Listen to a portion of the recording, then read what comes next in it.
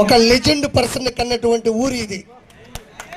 ఒక చరిత్ర సృష్టించినటువంటి మనసును కన్న ఊరు ఇది. ఇది చిన్న చెత్తగా విషయం కాదు. నేను సార్ మీద ఒక వీడియో షూట్ చేస్తా ఉంటే స్కూల్కి అక్కడ పోయినా, మామూలు అంటే తెలుసుకుంటా ఉంటే నా కళ్ళలో నీళ్ళు గారిపోయినాయి.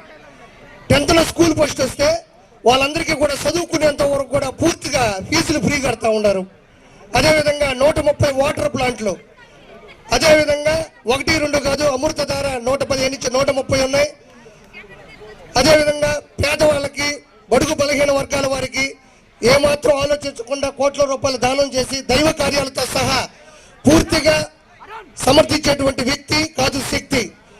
కాబట్టి 2 విషయాలు అర్థం చేసుకొని దయచేసి పదవులు సారికి అలంకరణ కాదు,